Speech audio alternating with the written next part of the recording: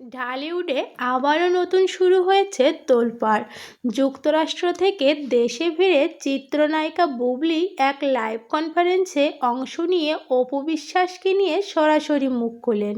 সেই লাইভে তিনি অপুর বিরুদ্ধে তোলেন একাধিক গুরুতর অভিযোগ এবং কিছু ক্ষেত্রে করেন অপমানজনক মন্তব্য। পুরো বক্তব্যে বুবলির কণ্ঠে ছিল স্পষ্ট ক্ষোভ ও আক্ষেপের সুর। বুবলি জানান, এক অচেনা নাম্বার থেকে তাকে ফোন করা হয়েছিল, যার ভাষা ছিল অশালীন ও প্ররোচনামূলক। পরে তিনি বুঝতে পারেন সেটি অপু বিশ্বাসের পক্ষ থেকেই করা হয়েছিল।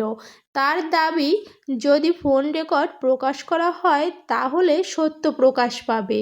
বুবলি আরও বলেন, অপু নিজেই বিভিন্ন সাক্ষাৎকারে বলেছেন তাকে সন্তান নেওয়া থেকে বিরত থাকতে বলা হতো, না হলে সংসার ভেঙে যাবে। বুবলির ব্যাখ্যা অনুযায়ী তিনি শাকিব খানের জীবনে আসেন অপু ও শাকিবের ডিভোর্সের অনেক পরে, অর্থাৎ 2018 সালে।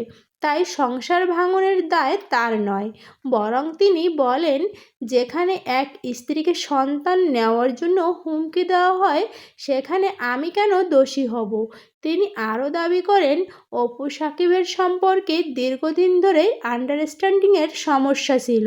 সাক্ষাৎকারে বুবলি বলেন, শাকিবের সঙ্গে তার বিয়েটি ছিল প্রাপ্তবয়স্ক ও সচেতন সিদ্ধান্ত, কোনো হঠাৎ আবেগ নয়।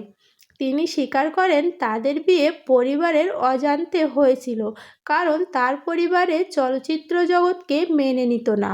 তিনি আরও জানান, আমি অনেক বছর চুপ ছিলাম, কারণ চেয়েছিলাম আমাদের সন্তান শেজাদ যেন সম্মানজনক পরিবেশ পায়।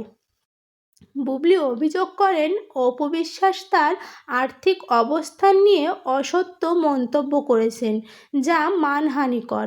প্রয়োজনে তিনি আইন ব্যবস্থা নিতে পারেন বলে জানান। তার মতে, বাংলাদেশের সমাজে আজও মেয়েদেরই দোষ দেওয়া হয়।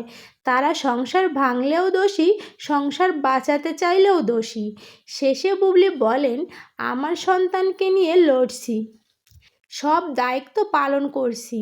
আমার জীবনে যা কিছু ঘটেছে সবই বাস্তবতার ফল, কোনো প্রচারণা নয়।